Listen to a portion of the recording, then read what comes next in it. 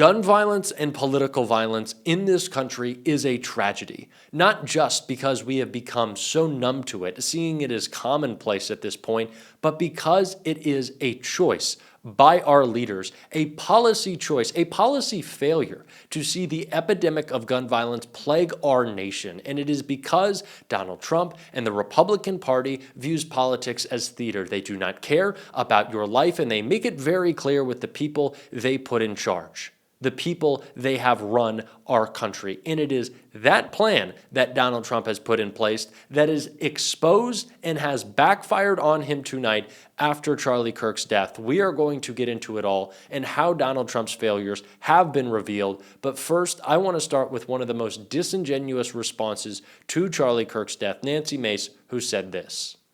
I'm going to say this. Democrats own what happened today. I am devastated. My kids have called panicking. All the kids of every conservative in the country call panicking. Just because you speak your mind on an issue doesn't mean you get shot. Then by that logic, do Republicans own the shooting of the two Democratic lawmakers in Minnesota? Isn't this on both sides? Are you kidding me? No, I'm asking We you a don't serious know what question. condition Charlie Kirk is in right now. Some raging leftist lunatic put a bullet through his neck, and you want to talk about Republicans right now? No. No, I'm asking not at all. You said the Democrats have to own it too, but I'm asking, Democrats own this. But isn't there a problem this. with political violence across the spectrum? Yeah, we're talking about Charlie Kirk right now. That's the subject of this that we're talking about right now. Democrats own this 100%. Trying to blame Democrats after you have not only refused to act in any meaningful way to stop the epidemic of gun violence in this country, but have purposefully incited political violence against an oppressed minority in this country, in transgender Americans, is disgusting. Nancy Mace is a vile person who refuses to take accountability. And that is what we are seeing happening right now. Republicans refusing to take accountability for their actions that have gotten us to this place where we are numb to gun violence and where they encourage and laugh at and make a mockery of political violence.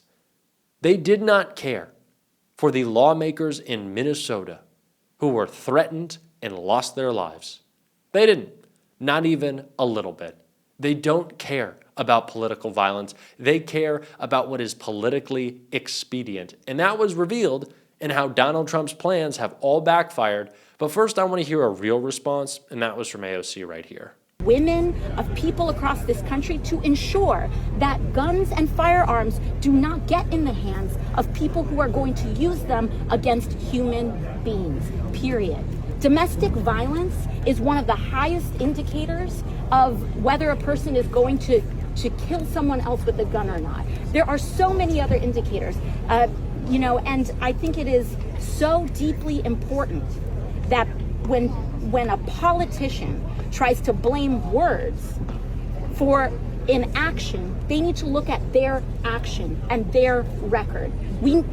Enough of this. This is horrific. This is awful. And the assassination of Charlie Kirk risks an uncorking of political chaos and violence that we cannot risk in America. We cannot risk it. Congressman, thank given you. the political temperature, are you worried about holding events in public now?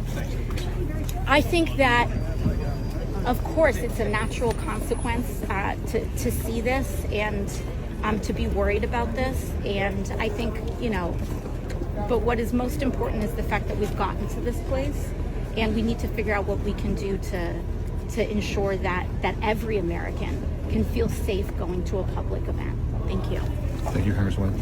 This is what leadership actually sounds like. A person who cares and acts as if they do, because it is honest, it is real, it is genuine.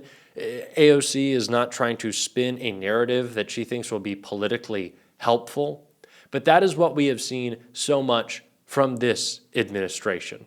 Trying to play games, thinking it's all theater. But that is just not the case. There are real outcomes that we see as a product of the ignorance and the evil of this administration. And now it is affecting one of their very own, because Charlie Kirk's assailant is still on the loose. And largely, that is because of this report right here. Many FBI agents who have been devoted to domestic terrorism in particular, domestic terrorism squads and those working on domestic terrorism cases, have been diverted to the immigration enforcement effort, which is the thing that the FBI normally does not do. They've been required to go out on patrol, some full-time. Some have just walked away from their domestic terrorism duties. And this is at a time when, you know, as we all know, extremism, domestic extremism in this country is on the rise and political violence is on the rise. The FBI is the agency that we expect to address that, and it's not clear that all the resources that are capable of being brought to bear on this problem are in fact being brought to bear. Donald Trump has made us all less safe in the name of making marginalized communities, immigrant communities in this country be scared. Donald Trump is making you more unsafe so he can intimidate the people he doesn't like and who look different from him. That is where we are. That's where we are. The president who said he was cracking down on law and order by sending as many of his mass thugs across the country to places that they don't need to be is now jeopardizing everyone in the state of Utah, everyone around the country, because this assailant is still loose, but has contributed to the reason that one of the biggest supporters of his movement lost his life. They have to reckon with that. But I just don't think that they care. I really don't. I don't think they can hold space for those two ideas in their head at the same time. All I know is that Donald Trump has already made this action, already diverted any FBI agents he didn't fire for doing their jobs, who he moved to work for ICE, that Donald Trump will be ramping up his police state, that Donald Trump will be giving as much attention as possible to pushing false narratives around Democratic rhetoric that he blames for these tragedies of political violence. Democrats who rightfully point out that Donald Trump seeks to be an authoritarian are the problem rather than the authoritarian actions. That Donald Trump's own vice president, who called him America's Hitler, that's fine. That's okay. We're not going to worry about that. But then Donald Trump wants to say it's Democrats who call him a Nazi. They're responsible. No, they don't actually care. This is an opportunity for them, and we have to be just as loud, if not louder, in calling them out and making clear what this is. This is an opportunity for Donald Trump. He wants to inflict his intimidation. He wants to silence you. He wants to build out his police state. And they don't actually care. It will not be in the name of safety, because if it was, they would care about the guns, because it is the guns. But they don't care, and they never have. But someone who does, and who articulated, I think, a message that is important tonight in a way that we all need to hear, is Senator Chris Murphy right here.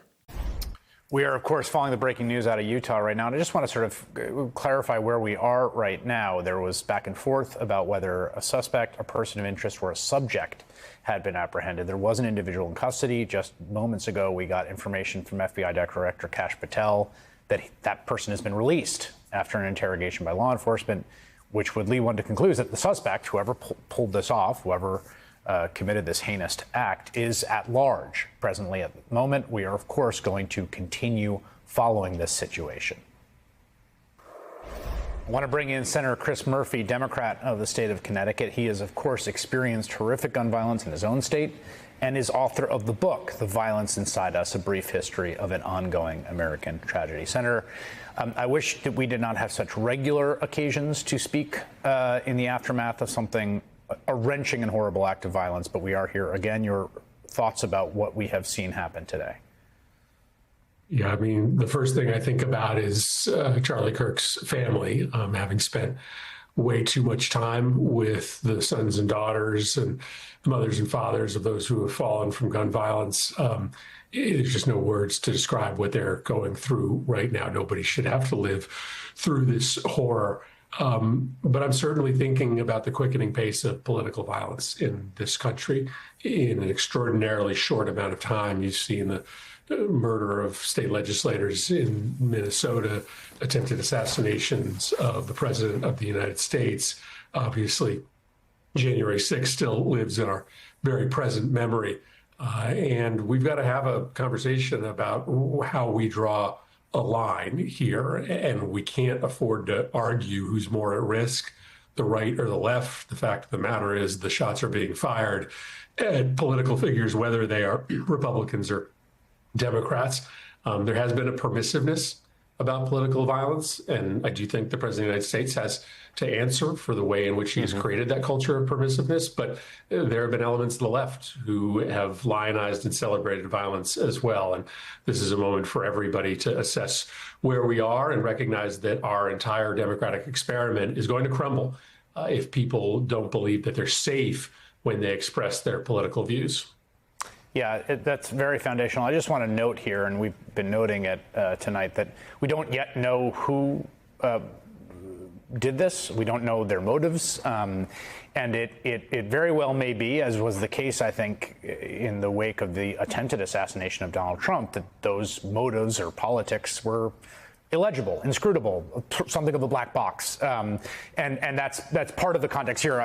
Although the point that you make there, I think, part of the reason we've seen such universal and unanimous condemnation, immediate, heartfelt, unanimous, is precisely because I think everyone understands that we feel like we're on the precipice of something that is not the sort of democratic society that we all believe in and want to have. Yeah, that's right. And we do not yet know the motive here. I did hear the governor of Utah, somebody that I generally trust, call this a political assassination. Maybe he has information that the rest of us don't. But yes, and I think this requires a really deep dive into how we've arrived at this moment.